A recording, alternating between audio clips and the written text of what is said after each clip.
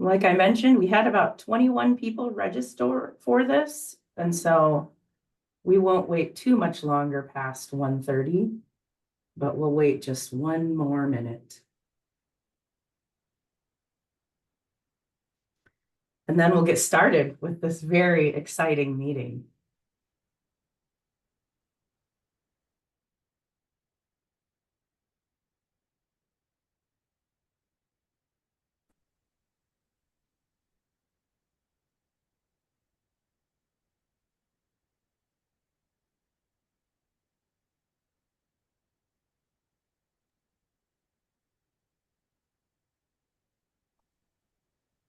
All right, well, I think that we can get going here.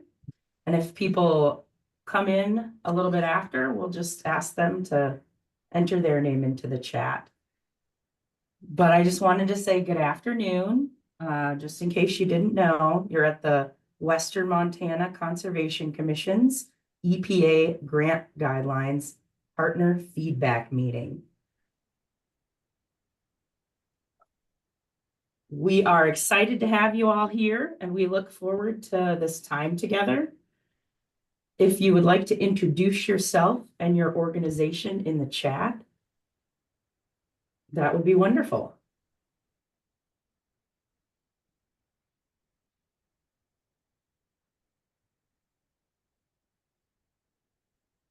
So the purpose of our meeting today is to give partners like you a space to share feedback on our EPA-funded stormwater and septic subaward grant programs. It's kind of a mouthful, so we will cover a little more of what that means along the way. But if you have any questions, please feel free to add them in the chat, or feel free to use the raise hand function at any time if you would like to ask something right away. I wouldn't say that this is too serious of a meeting, so if something comes up, please just raise your hand or let us know. Staff are monitoring the chat, and they will be recording all the feedback and making sure any of it gets answered if we can. Just so everyone's aware, the public comment on our guidelines started on Monday, July 29th, and it ends next Friday, August 30th. So even if you think of questions after this meeting, there is still about a week to get those questions into us, and all that contact information will come a little bit later on in this meeting. But we had a 30-day period. We publicly announced it. It's been on our website, and we're just looking for all the feedback we can get. So today we've got about an hour scheduled to go over the grant programs and to do this feedback. And then at the end, we have about a half an hour buffer if we have a lot of additional comments and questions. But if we don't, then this will be about an hour-long meeting.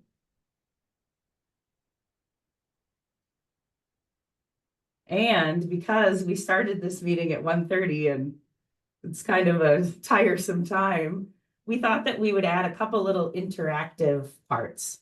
And so you won't be judged on how you answer this question at all, just so you know. But we have a poll coming at you. We just want to know what you know about the Western Montana Conservation Commission.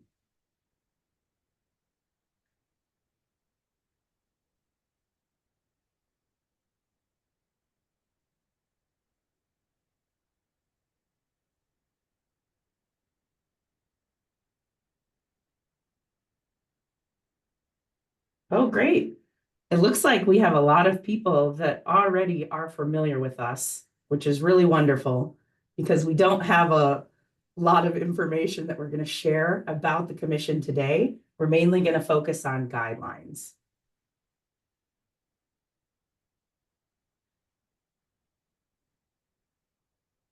So we'll just start with quick introductions of staff. My name is Heidi Fleury. I live in between Ronan and Kalispell, so I'm more in the northern part of our territory, and I am a grant program specialist. Kristen, would you like to go next?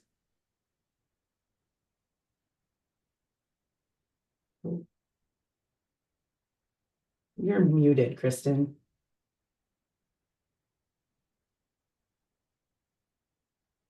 That's weird.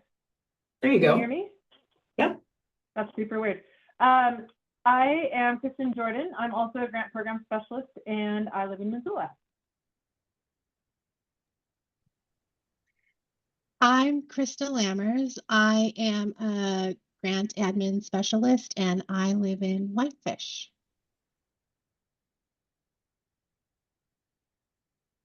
I'm Casey Lewis. I'm the executive director of WMCC. I'm also in the Whitefish area. And I will also introduce Stephanie and Kelly because they're not able to be on this call with us today, but Steph is our communications coordinator and Kelly is one of our program coordinators, and both of them are in the Missoula area.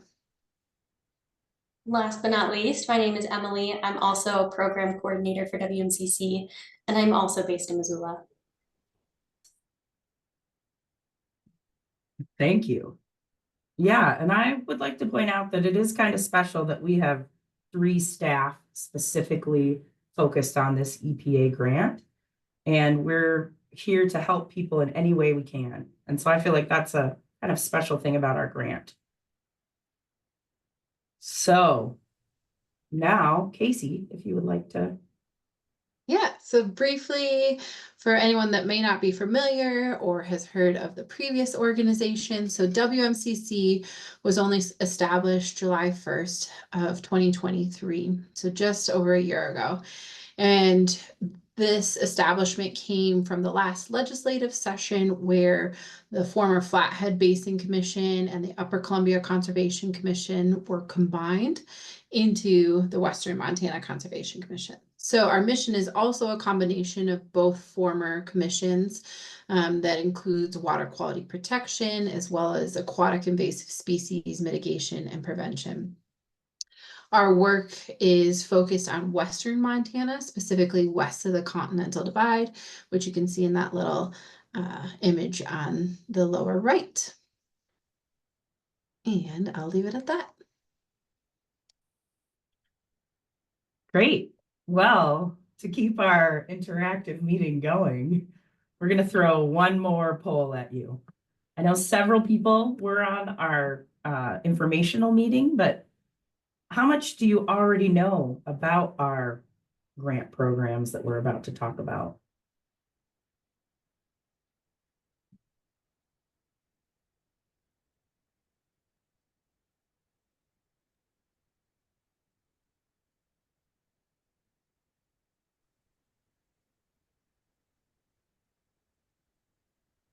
Oh, that's great. There's a myriad of knowledge, which is perfect.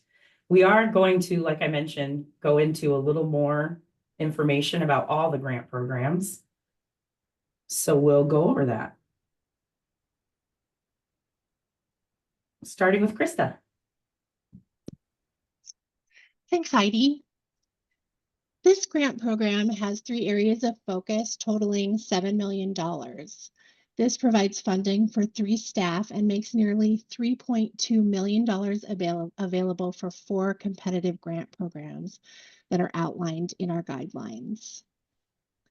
First is the area of community research and education, which aims to conduct comprehensive research to understand the baseline knowledge of residents regarding toxic pollution from stormwater septic systems and support the Montana Waters Clearly Connected campaign. The second area, stormwater toxics reduction, will implement green stormwater infrastructure, referred to as GSI, to reduce runoff and mitigate pollution through large showcase GSI projects and residential GSI initiatives such as rain garden and rain barrel programs. And the third area will incentivize proper septic system maintenance and operation through residential septic system maintenance and septic system replacement and connectivity to sewer services. Next slide, please. I just wanted to thank you again for sharing your time with us today.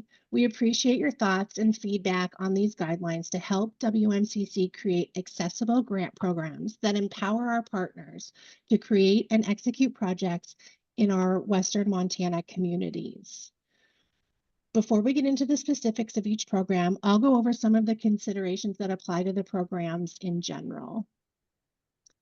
Eligible entities will be able to apply for each grant type in January of 2025, and we expect awards to occur in spring 2025. Each program has a set amount of available funds, and we will hold grants open until all of the money has been awarded in each program category. As mentioned before, these funds have originated from an EPA grant awarded to WMCC, and that EPA grant sunsets in 2029. So recipients will be able to spend the funds from the time of disbursement up until March of 2029.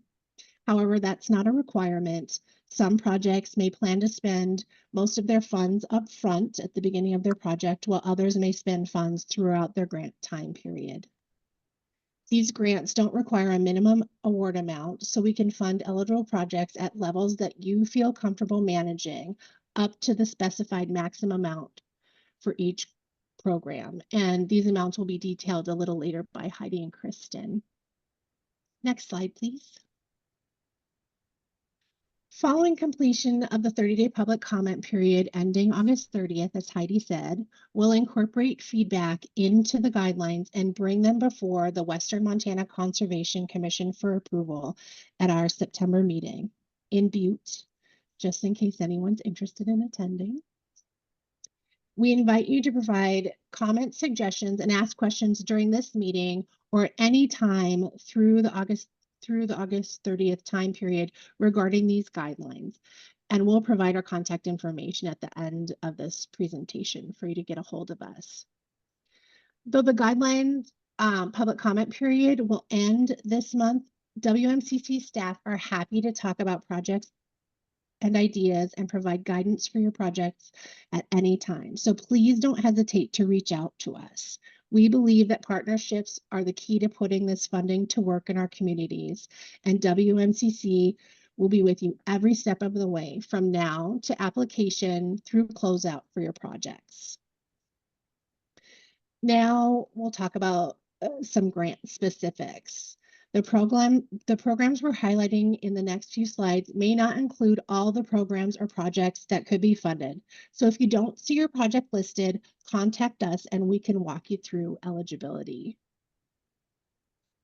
Next slide, please.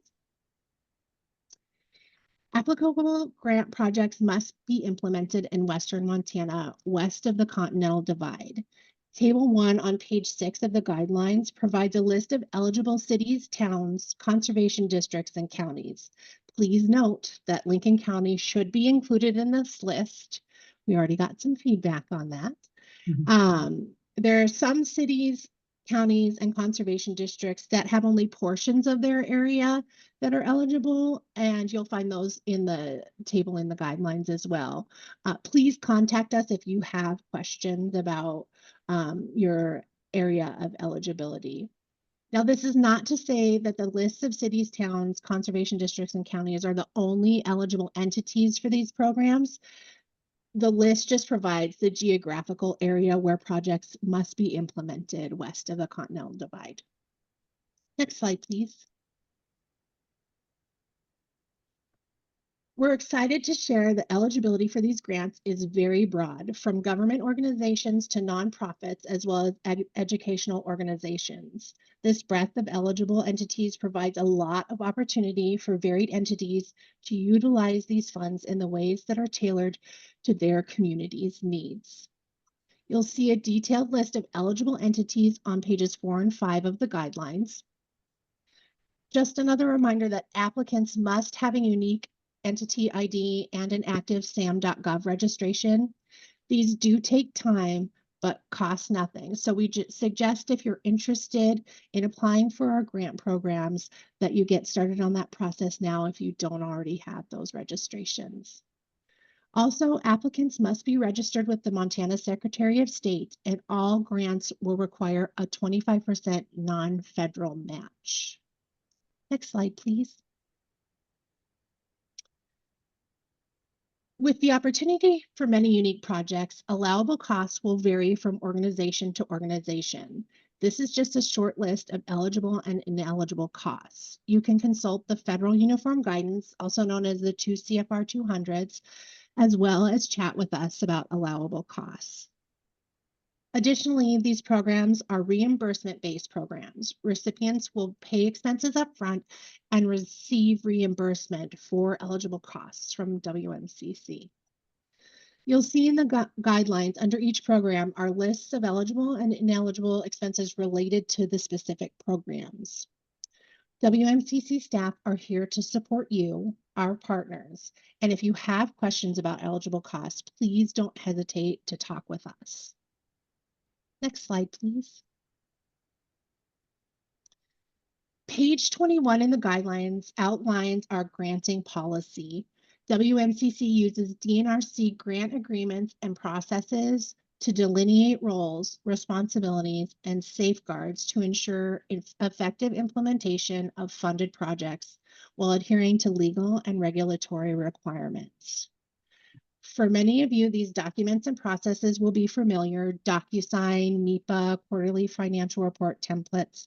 If not, that's okay. We're here to help you through these requirements so that you can get out into your communities and do the important work that you do. And now with the next slide, I'll pass things along to Heidi. Okay.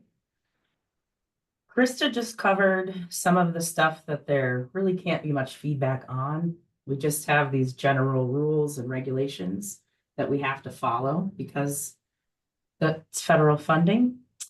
And now we're going to look more into the competitive grant programs. And the draft guidelines were shared ahead of this meeting. And I also think I just saw Casey put them in the chat, a link to the draft guidelines. So everything that we'll be working on from here out will be addressing those competitive grant programs.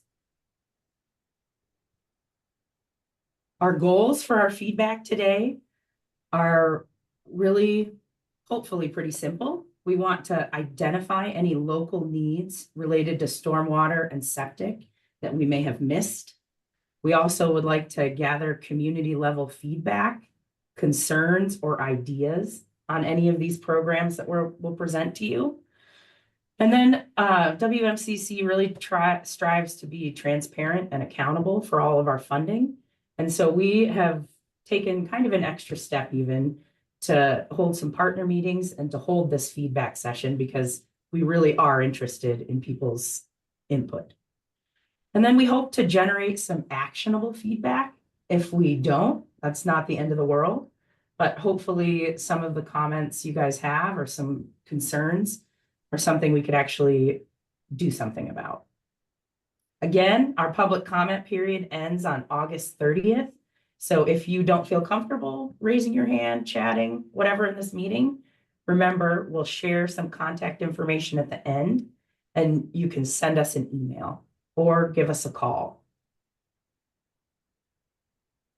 So we are going to start with program overviews of the 4 separate programs. And then we'll take time to get specific comments and feedback on the individual programs. Again, you can type any questions into the chat or use the raise hand function if you need to. But we're going to start with our first program, which is the Septic System Replacement and Sewer Connectivity Grant. The total amount of money in that pot is about $240,000. And that money is to be used to support projects that benefit local water quality by replacing septic systems or connecting failing septic systems or other houses that are close to sewer services. Some of the example projects that we looked at when we started thinking about this funding were resident-owned communities hooking up to community sewer systems. And we do recognize with the $80,000 maximum award, that this money won't be able to fund an entire project. So there will be additional funds that will need to be put with this money possibly. But we do think that this could help cover the planning and design costs to start some of these projects up. Another aspect of this money is if somebody has a failing septic system, they could apply to get a certain amount of funding to help replace that septic system or some of the parts. But again, there is a maximum $80,000 award. And so I haven't run a feedback session before, and if anybody has any additions, that would be great, but I went over the basics of this program. And now I think we'll give time for comments and feedback unless any other staff have anything they'd like to add.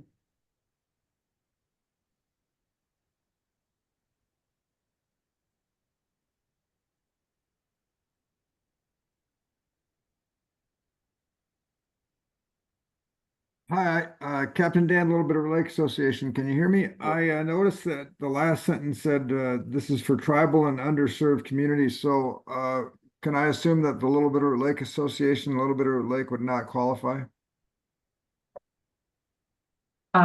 This funding is available for all sorts of organizations, not just tribal or underserved communities.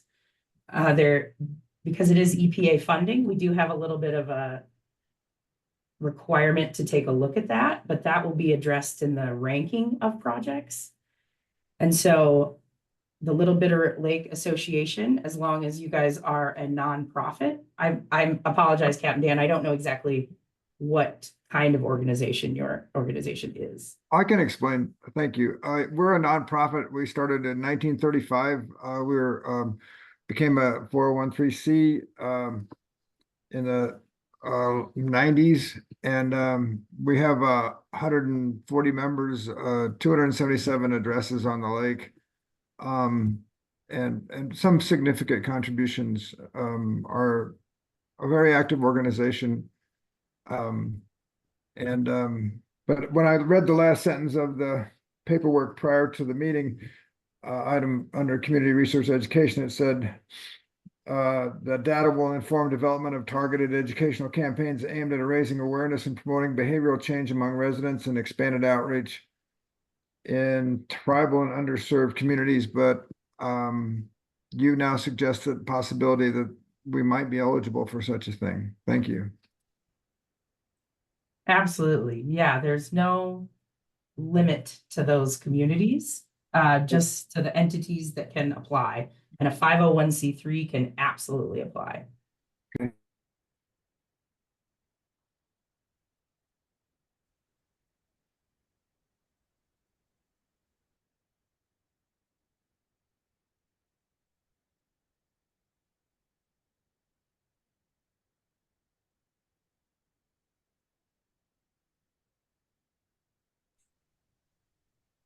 Heidi, there's a question in the chat from Jim that might be relevant to discuss as a group. Jim writes, would staff labor from our environmental health employees or local septic installers count toward the 25% match in replacing individual septic systems? Upon first glance at the question, I would say yes. There are a lot of different little intricacies about match, but staff labor for sure. As long as they're not funded by a federal agency. Thanks, Kristen. Yeah, Kristen said as long as they're not funded by a federal agency. And then I think also if the septic installer themselves wouldn't be a match, but a local government employee or conservation district employee that's implementing the program, their staff time could be considered match. And then Captain Dan's asked another question. Captain Dan, you're definitely eligible to apply. We just have to We're going to add some ranking criteria in that would allow maybe some higher points for underserved communities and tribal organizations as required by the EPA grant originally, but you're definitely eligible to apply. So we're eligible, but we would be ranked below them. Is that right? Possibly, yeah. So the other considerations as well, I mean, just the value of the project will rank as well. You could come in ranked really well depending on the relevancy of your program. So, you know, you and I kind of had a conversation earlier. I think your project is well worth applying. Underserved communities and tribal nations aren't the only criteria we're using to rank things. Okay, thanks. Yep.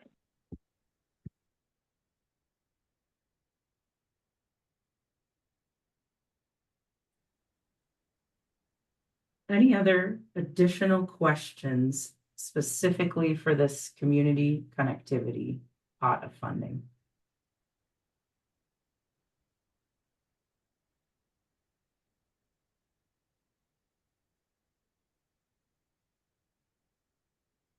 Okay, we are going to move on to our next pot of funding.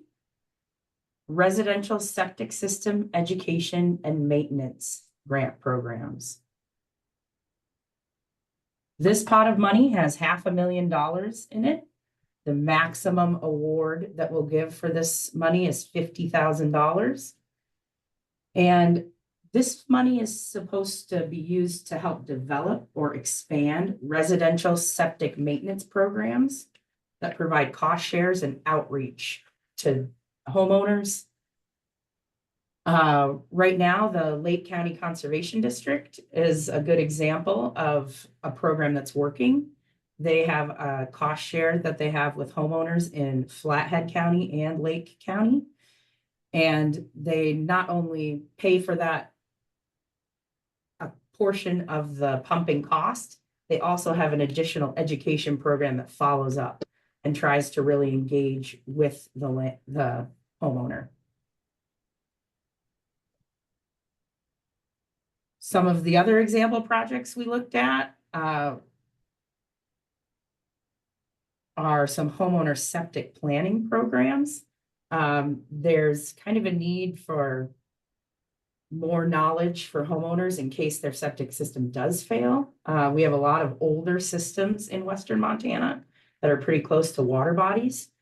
And so there's the Western Montana Conservation Commission has really identified kind of trying to take a look at these older aging septic systems and their overall impact on septic leachate in the drainages. So we have a lot of different opportunities for this residential septic system education and maintenance. It doesn't just have to look like one thing, and it doesn't just have to look like a program that already exists.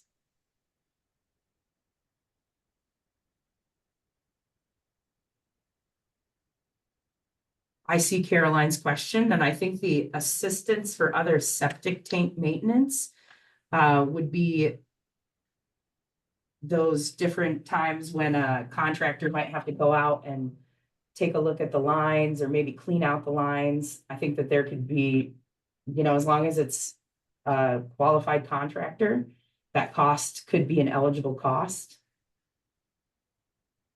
And there are several parts of the septic system that could fail. It's not just a tank or just a drain field. And so I feel like we're trying to maybe get at the fact that there is a more holistic view, and that, you know, changing out your septic system doesn't always mean changing out the tank. Thanks, that helps a lot.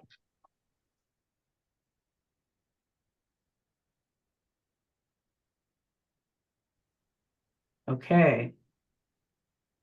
Are there any other specific comments and feedback about this residential septic system program?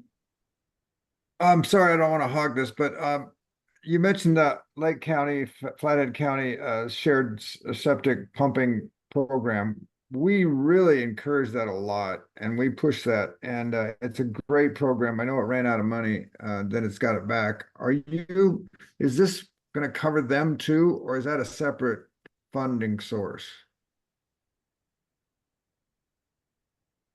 Yeah, I don't want to speak for Caroline. I'll let Caroline maybe address this one. We have every intention of applying for this funding specifically to carry us into 2025 and beyond. The reason that I asked the question specifically about other maintenance was exactly the kind of feedback we're getting from folks. Hey, we've been recommended to install risers. We've been recommended to do a flushing of our leach field in the pipes with pressure washing and all kinds of different things. And we're currently in the process of getting more information from contractors to determine what some of those on the ground needs are and what the outcomes of those kinds of additional maintenance items are, so that we'll include that all in our proposal. So I'm hoping that we will apply. Well, we will apply for it. I'm hoping we will be successful. Thank you. Well, that's terrific. And you now it sounds like you're the go-to for us for encouraging our folks beyond just pumping to, you will be able to be used and support individuals in a much broader way in the future. That's what you're after, Carolyn? It's my hope that we'll be able to put together a proposal that WMCC will accept and support, that will include, just as you said, more than just pumping. It'll include I don't know how broad the array of services will be, but I imagine it'll look kind of like an a la carte menu. We have these options. These are the funding limits as far as reimbursement for each of those. And we're doing that research right now in preparation for putting together a proposal. In the meantime, any of your residents, anyone in Lake County or Flathead can go to our website and look at the application, look at the pumper report. We've already updated that from last year, so there's some additional data that we're collecting. And we're always open to other input from other folks, how to make this program not just better and more responsive to users, but also how we can impact and change behavior over time. Well, I hope you, that's just terrific if as you expand your menu. Okay, thanks. I can just interject something kind of in line with this. I know Heidi mentioned that this pocket of funding that we have doesn't have to go to funding programs like the one that Lake County and Flathead County are doing. There's kind of a lot of different directions it could take. But I did want to say that we are also thinking about how we can put together some toolkits that Lake County and Flathead County have developed, and use some of their resources and maybe share the wealth and see if any of our other applicants are interested in pursuing a similar program to one that's working really well in Flathead or Lake County. We're hoping to provide some resources and things to help get you started on that, if that is the direction you want to take with this application.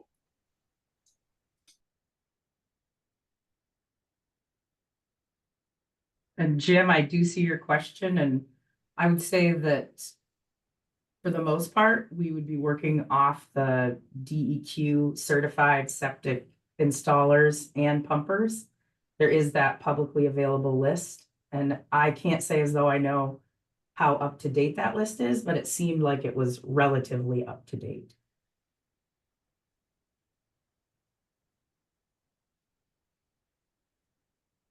I don't know if you have any feedback on the usefulness of that list specifically.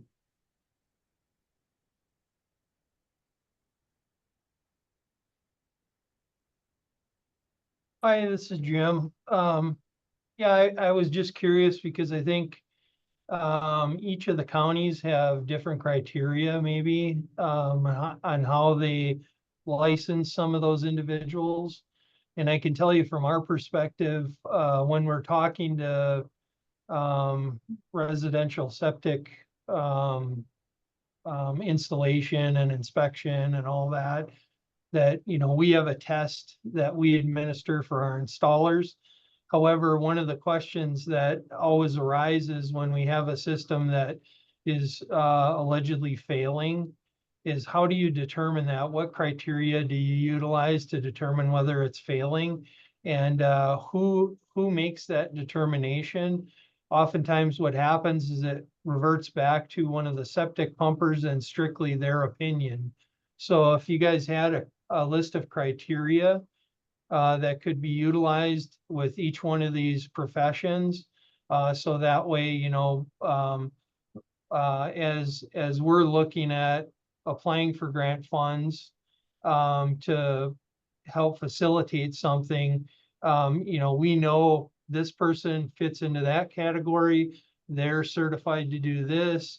Maybe we can utilize them to assist us in this portion of that. Otherwise, it seems like, quintessential government where it's fragmented, and Lake County does it one way, Flathead County does it another way, Lincoln County does it the third way. And, that way we don't waste your time in applying for stuff when we don't have folks that can fulfill those requirements. So thank you. And we've looked at some different options of maybe trying to do a request for qualifications ahead of time. So we might be able to put together a little bit of a list of people who would be interested and qualified in the different counties. But we haven't gotten that far. That's just something that we have definitely looked into, because I think this "are people certified" question has come up a lot. And like you're saying, every county seems to have a different list and a different criteria. So that's great feedback. Thank you, Jim.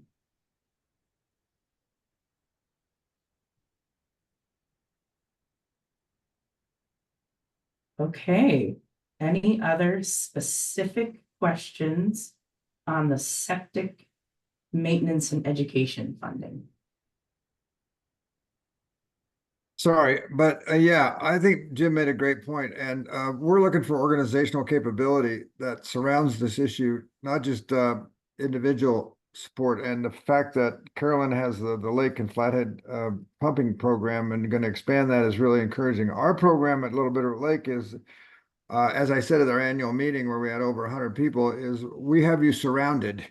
And I'm speaking to the owner. We have you surrounded. And what I mean by that is we have our septic education and awareness program manager going door to every single house on this lake. We are sampling right outside your dock every year, multiple, to determine what's going on with the water right outside your dock. You're getting 6 to newsletters a year. Every one of them has something to do with septic in it. So you're getting the education through the mail. And we're going to buy a fluorometer so that we can get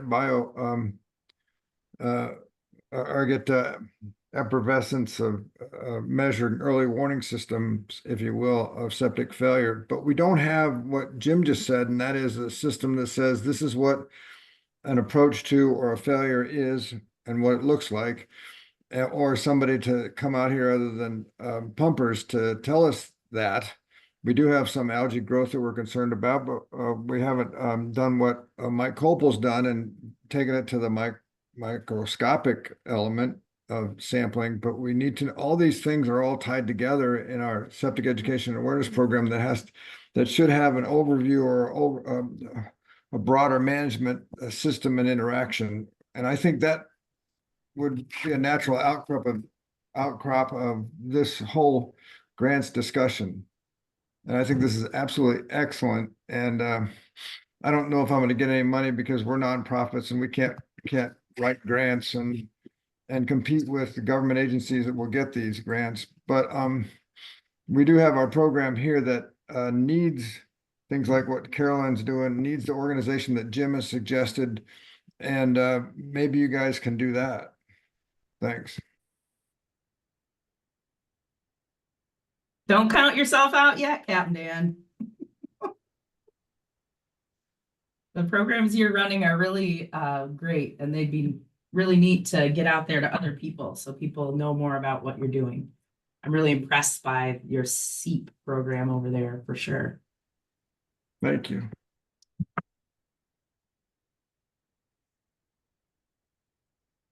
Okay. Last call for comments on the septic program for right now. Okay, we're gonna move over to Kristen and she's gonna go over the stormwater programs. All right, yeah. Now we're going to shift gears to stormwater related grants. And just as a quick refresher or reminder, stormwater includes any runoff from any surface from rain or snow. So we're talking about roof runoff, road runoff, and any other surface where these things drain. Next slide, please. So the Residential and Community Green Stormwater Infrastructure Grant is for implementation in communities and residences. The goal is to provide eligible entities with the resources and support necessary to develop new or expand existing rain gardens, rain barrels, or other applicable programs for residents and communities. The available funds are $245,000 and grant amounts are flexible, ranging from very small to a maximum of $50,000. Unlike the other grants, there is a 25% match required with non-federal dollars. Applications incorporating programmatic development activities will be ranked more highly than those that include one-time educational and outreach activities. This is because program development shows sustainability beyond the spent grant dollars, ensuring ongoing public education and outreach activities. We want to make sure that pre and post program surveys are implemented with any program so that we can track knowledge and behavioral changes relevant to your programs, and we can help you do these. WMCC staff are also developing a stormwater toolkit consisting of materials that awardees may use to develop, advertise, and implement their program as capacity permits. This slide's examples illustrate the types of projects grant applications can include for a program development proposal. Grant awardees will be expected to engage and educate communities about toxic pollution from stormwater and present participants with the option of taking a stormwater stewardship pledge to garner long-term behavioral change commitments to toxic reduction actions. And before we change slides, maybe we are going to do comments and feedback, but I just wanted everybody to take note of the different program examples that are up there. So it's a wide-ranging grab all of a bunch of different types of projects that can be implemented under this grant. And that wraps up this slide. So as with the other programs, we're going to seek comments and feedback for this program. Do you have any comments, feedback, questions, ideas, anything that comes to mind after hearing the information about this grant?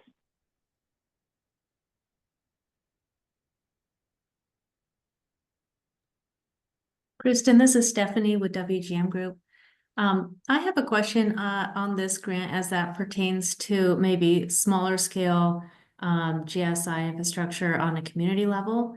I'm wondering if there's a way to kind of maybe use this program to incentivize kind of above and beyond GSI for water quality treatment for the development community. Like in a subdivision kind of standpoint, would a group like a city or a conservation district need to sponsor that kind of thing? Like, is that kind of the intent of some of these potential options, or is this more of like an individual residence kind of focus? It's both. So it can be an individual residence. I know that in the past, some of our employees have helped people do rain barrels or rain gardens. But it can also be on the community level as well, maybe in like an HOA or a development of some kind where folks can do a larger scale GSI implementation. Does that help?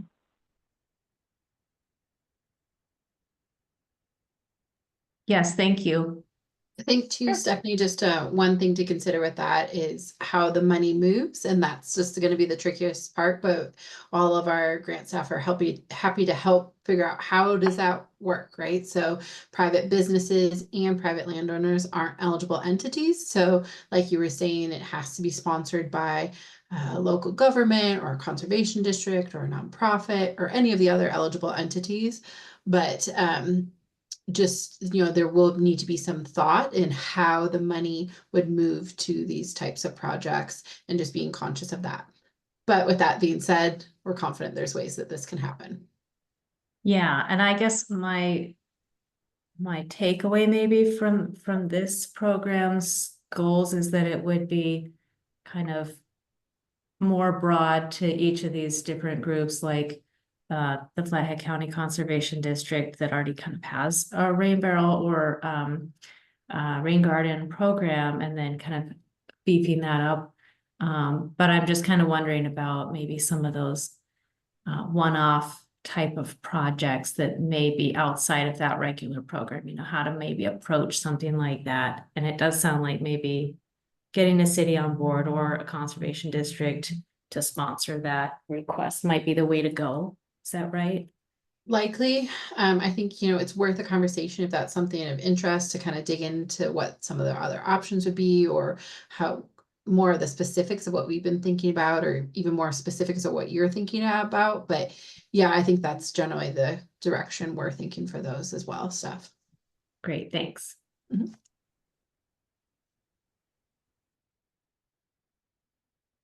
Any other comments or feedback? Thanks for clarifying the funding piece. I did not actually answer that part of Stephanie's question, so thanks. All right, let's move on to the next slide.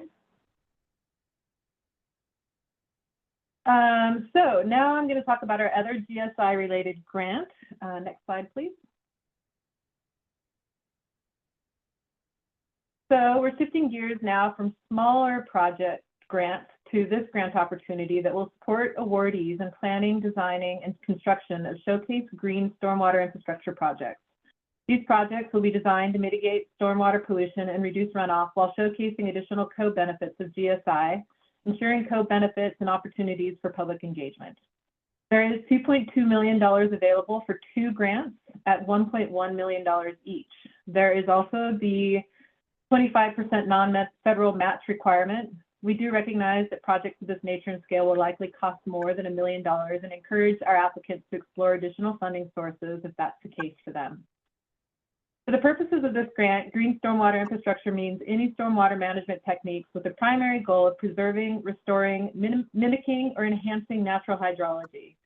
Green stormwater infrastructure includes, but is not limited to, methods of using soil and vegetation to promote soil percolation, evapotranspiration, and filtering, or the harvesting and reuse of precipitation.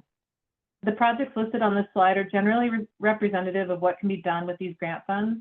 If you don't see something similar to what you have in mind, reach out to us and let us know. We'll have a chat and see if your project idea fits within the parameters.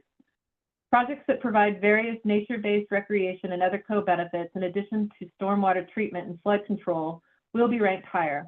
For example, stormwater parks are community facilities that treat stormwater from a larger area, like a regional stormwater facility, and provide recreational opportunities like parks, trails, open space, community gardens, etc.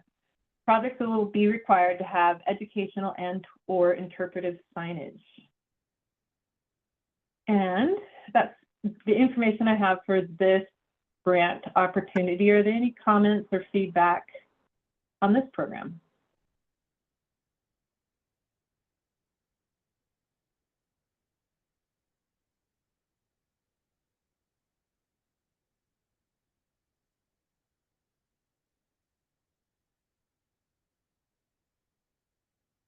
All right, I'm gonna call that a no. Can we go to the next slide? Actually, the next slide after this one, thanks. So that wraps up our 4 grant program opportunities that we have available. And kind of shifting back to the guidelines generally, where we do talk about in depth everything that we've covered already, but we have appendices, and our appendices covered our general grant management process, eligibility and ranking generally, our award letter process, match information, procurement and contracting, which can be a little tricky because we are working with the state and the feds on procurement and contracting, but we have it outlined and we're here to help you. reimbursements, which I want to touch on, that all of these programs will be reimbursed. We will not be fronting costs generally. How we are hoping folks will report, grant closeout and final reimbursement, and then just our standard DNRC grant agreement. Within these appendices, like I said, you can find more information about all of these. And I'm curious if there are any questions or comments based on that. Hi, I had sort of a general question, and I'm going to be honest, I have not looked at the appendices, so I don't know all the details, but you did say earlier that you're going to be following the general DNRC processes and grant management guidelines and everything. Does that mean like sort of the same processes as like RDG and RRGL and those programs too? Is that generally, but do you have a specific example? No, I think more generally, I mean, I think I'm most like working with watershed groups and stuff and conservation districts. I'm most familiar with RRGL. The RDGs tend to be a little bigger. So I'll just say RRGL. I just know that those, specifically the reporting, I know a lot of it can be really complicated for people. I know it can be just a challenging like award process and reporting process. And so I think I know they're all different, like all the different grants have slightly different requirements and different, budgeting templates and things. But I think it's like a twofold question. One is, are there things that you can do to make those processes easier for people to access and easier for people to report on? And then, I mean, will staff be available to help people through that process if those are the reporting and management requirements, or if those are the same as like RRGL generally, I guess, as an example? Yeah, no, great. Thank you for that. So we are following RRGL generally, but we are really trying to make this grant process really kind of simple and easy. I know I had a big conversation with Captain Dan about this, and we don't want the administrative side of this to be too complex and overwhelming for folks. So we will be following a lot of DNRC policies and procedures, but we are trying to simplify the grant application process. And we also have outlined our reporting process, and it's nothing different than you've seen before. So it's general activities, costs incurred, funds remaining, anticipated activities during the next reporting period, expected changes in scope, schedule, and budget. And we will also be here to help. So if you need technical assistance or support in writing these reports, we are here to help. That's going to be Heidi and Maya's job. So definitely going to be more of a hands-on approach with folks, because we know that a lot of people or organizations that are going to apply for these grants are running on a shoestring budget, and we've been hired to help and fill in that space. Great, thanks for that. And so it sounds like you said that the reporting process is outlined in one of those appendices. So I can find. It is. Yep. Okay, great. Thank you. Thanks for answering that. Sure. Any other questions or comments or feedback on the appendices? They're super exciting. Print them out, take them to bed, have a read before you go to sleep.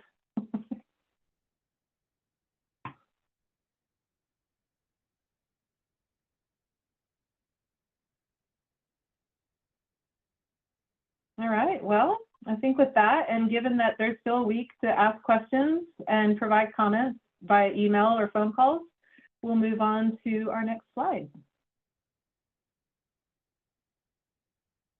Or the one after that.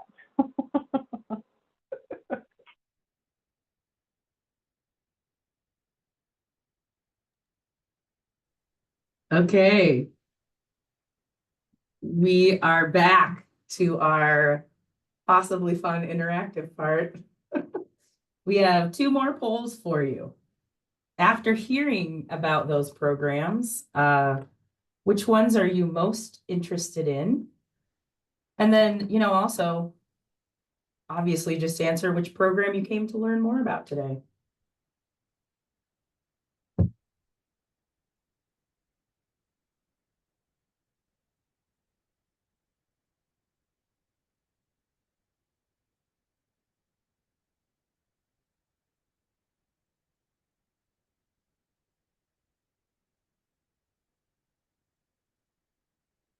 Oh, this is really interesting information. Thank you, everybody, for going along with our idea here.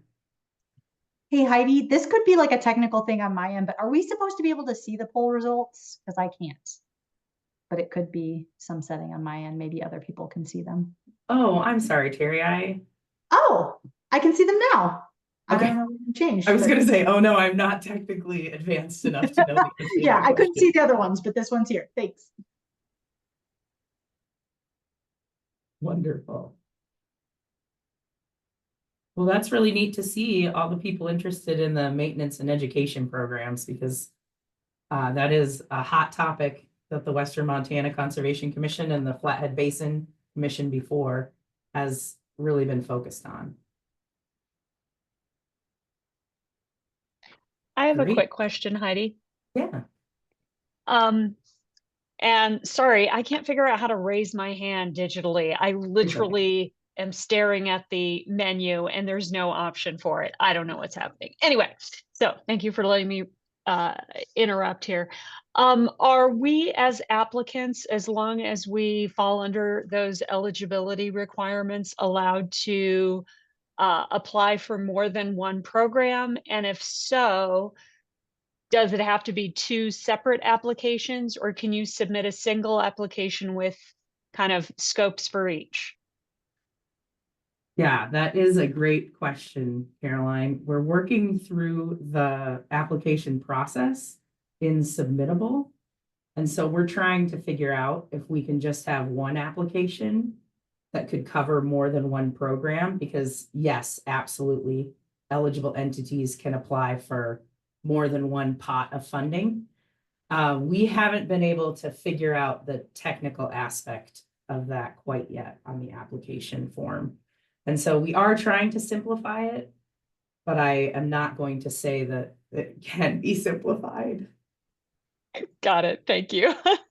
We would love it if you could just do one drop down and apply for one thing, but we're still checking out the functionality of it.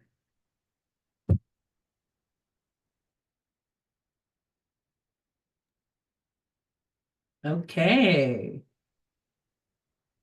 And then our last question, how likely are you or your organization to apply for one of these grants?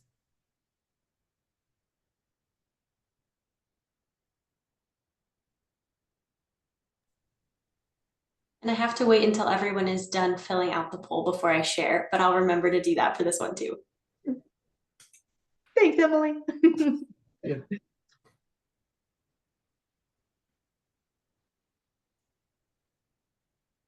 And maybe this is just a pause moment to say that, MWCC, we're not, this is not the sort of grant we're going to apply for, but please, I mean, I think we're on the list, but just send us all the information as soon as you can. We want to publicize the heck out of these, because these are really useful to all the local organizations that we serve. So yeah, thanks. Keep us on your list.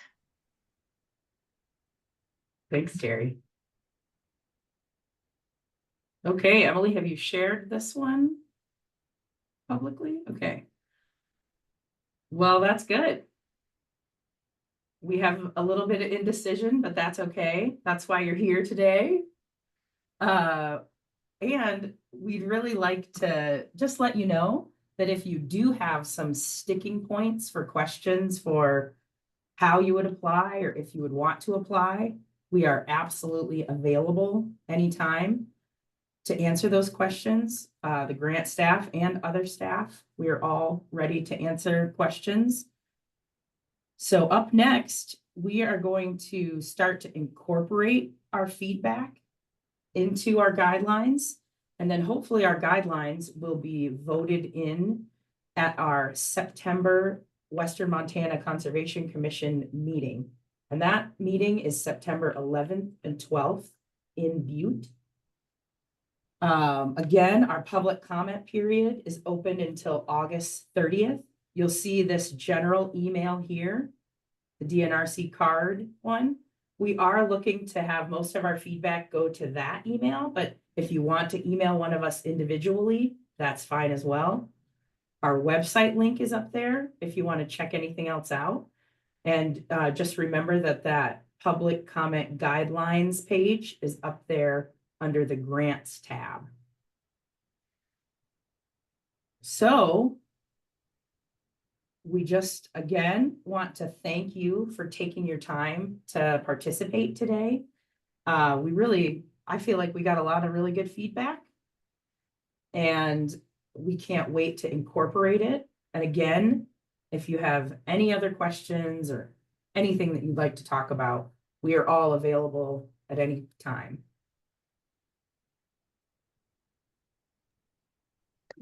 Yeah, And thank you so much. Yeah. Thanks, everybody. yeah. So if there are no other questions or no other comments. Captain Dan would like the recording. We can definitely send that out.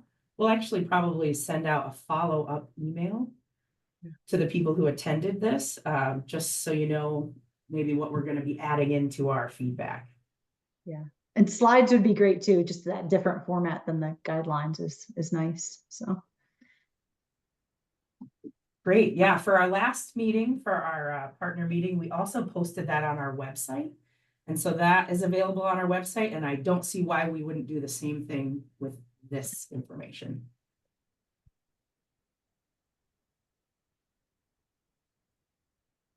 Okay. Well, thanks everybody.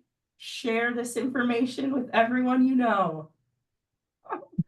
And we can't wait to talk to you all about these programs in the future. Thanks everyone for being here today. We appreciate it. Thank you.